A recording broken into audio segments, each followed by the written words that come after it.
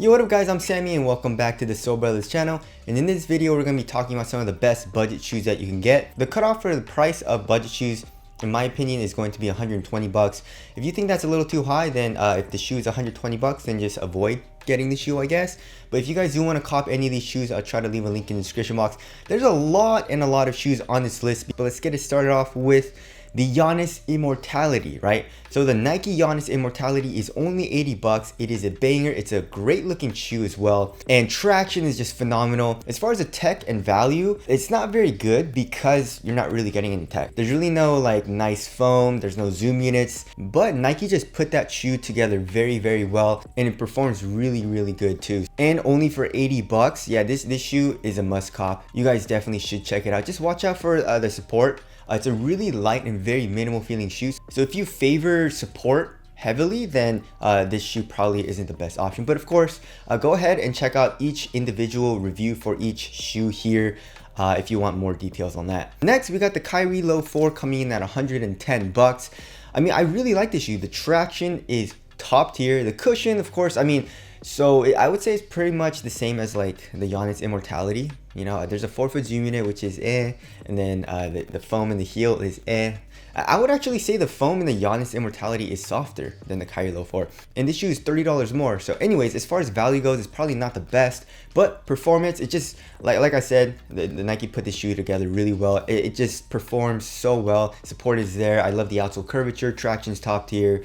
It fits my foot really well too. Just, there's a little bit of heel slippage, I would say. Not the best heel lockdown, but wasn't a deal breaker for me. So Kyrie Low 4, really good option. All right, next we got another Nike budget shoe. It's the Precision 5 and it's 70 bucks retail, and it's on sale for like 50 bucks. I saw a couple of colorways.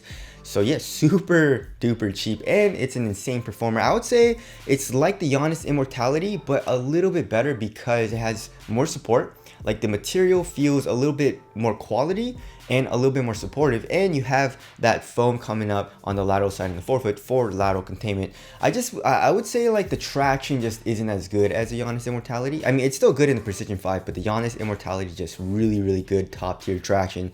So I guess there is a little bit of a trade-off, but the Precision 5 is still really nice, and it's also a great looking shoe. All right, next we got the Curry 305 or the 3Z5. It's only 80 bucks as well. And as far as the value goes, out of all the shoes so far, I would say the value is the best in the 305. The material is pretty damn nice with the mesh. I mean, it's not the best quality, but for 80 bucks, it's actually really nice. You also have that full length micro G, which gives you a good amount of compression and also a little bit of rebound back, which feels a lot nicer than the Giannis Immortality, the Precision 5, and the Kyrie Low 4, right? Traction is also really good. I wouldn't say top tier, but it's still in like the top tier category. It's still really good, and all that for only 80 bucks. All right, next we got the Jordan Zion 1. It's 120 bucks, so it barely makes the cutoff. And it's not my favorite shoe, but I definitely do think there are people that will enjoy it. So the cushion is really nice, very comfortable, especially right underneath your foot. Like that underfoot cushioning is insane. The traction though isn't the best, you know. So I mean, if you're doing a lot of lateral movements, lots of cuts, and you need a lot of traction, you should probably stay away from it. But if you play like Zion, you go straight to the rack and stuff like that, you don't really need traction as much, then Zion 1 is a pretty good option. And of course, I also had no issues with support. All right, next we got the Adidas Dame 7 coming in at 110 bucks. Pretty excited for the Dame 8. I feel like the Dame 7 has been out for a while now. But anyways, the Dame 7 is a solid performer, as you guys all know. Traction's good. Cushion with the light strike. There's a lot of compression in the heel. Materials are also pretty damn nice. It feels great on foot. Fit wasn't like the best for me, but it's still nice. I would say it's more of a roomier fit, and it's geared more toward like people that want a roomier fit. But anyways, the Dame 7 is still nice. All right, next we got the Anta KT6 Low coming in at 110 bucks. Great looking shoe. I love the materials, and I love how thin and how well ventilated that material is. I mean, airflow, it literally goes through that material. It's one of the most well ventilated shoes that you can get as far as for basketball shoes. Cushion, of course, I mean, the tech and all that, it's really nice, right? You got the Smart Sam cushion in the heel, and then like the full length Alti Flash or whatever. I mean, they use good tech, but they cage it up and stuff like that, so it's not that nice. There's not a whole lot of compression. It's more responsive, I would say. Traction is still pretty damn good. Picks up a little bit of dust, though. And support and all that, I had no issues. All right, next we got the UA Spawn 3 coming in at $100. The Spawn 3 is a very nice performer. One thing I would say though, it feels a little laterally unstable because of that curved shape in the heel, as well as just like on the lateral side, right? But other than that, it's an awesome shoe. The traction is really, really good. Cushion, I also really like. You know, full length micro G, you get a good amount of compression and a nice rebound back, nice hardy rebound back, you know what I mean? The materials also aren't bad. You know, it's like a mesh material, not the best for quality, but it gets the job done. It's super thin. I had no issues with support either. So the Spawn 3 is a really good overall all-around shoe. Alright, next we got the Nike PG5 coming in at $110. PG5 is a solid performer. The traction is pretty damn good. The cushion is more responsive, lower to the ground. It's not as soft as the PG4, but it's still pretty nice. I just hate the materials, and usually I don't care about materials. You know, materials is, as long as it's thin, it feels pretty nice on foot, conforms to your foot pretty well, then I don't really mind it, right?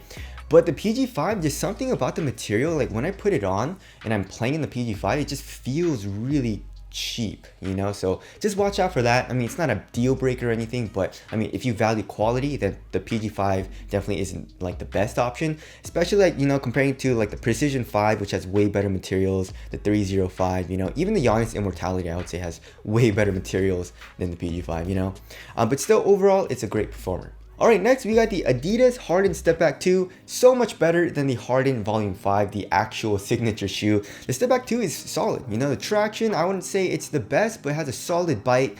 It does pick up a good amount of dust though. Cushion, I would say it's okay, you know, it's better than like just stiff Phylon. It's a full length bounce midsole, you get a little bit of compression, a little bit of bounce. The materials I would say are a strong point in the shoe. It's like a mesh material, but it's thin, it's very comfortable, it has a good amount of padding so it feels cozy as well. And also it's a great looking shoe. Alright, next we got the LeBron Witness 5 coming in at $100. Solid performer, traction is really good, although it's really not durable. The cushion also is very nice. You know, you have a little bit of heel compression, although it is a Phylon. And then you have the two zoom pods in the forefoot. You don't really feel any type of like underfoot cushion as far as the zoom goes, but you do feel like a little bit of a springy sensation in the forefoot.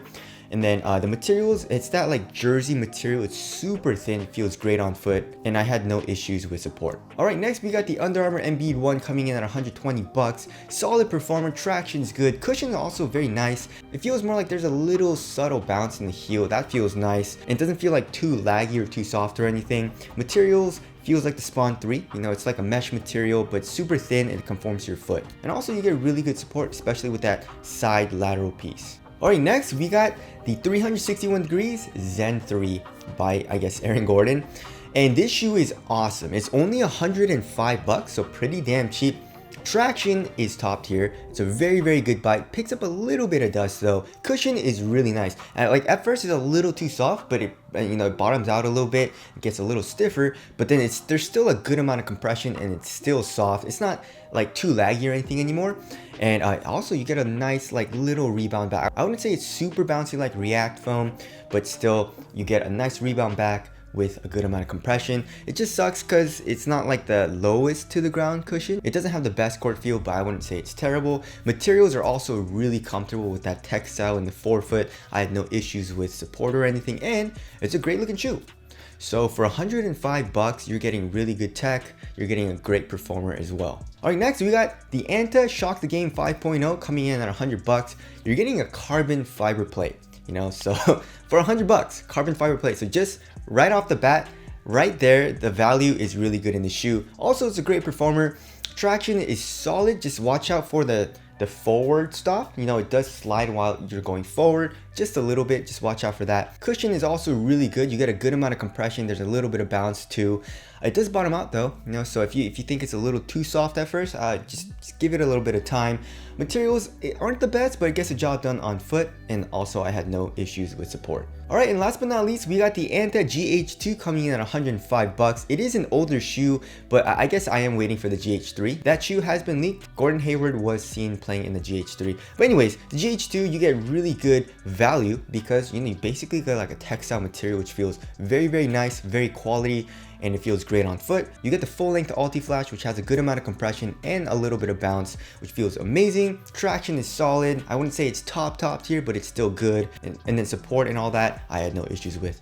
To be honest, all these shoes are very good performers, but as far as my favorites go on this list, I would say the Zen 3, the Spawn 3, the Curry 305, the Precision 5, the Kyrie Low 4, and the Giannis Immortalities are my favorite shoes on this list. So anyways, yeah, that was a lot of shoes. Thank you guys for staying with me until the end of the video. And I also hope this video helps you guys out. But yeah, again, if you guys want to copy any of these shoes, I'll leave a link in the description box. But that's it. Thank you guys for watching, and I'll see you guys in the next one.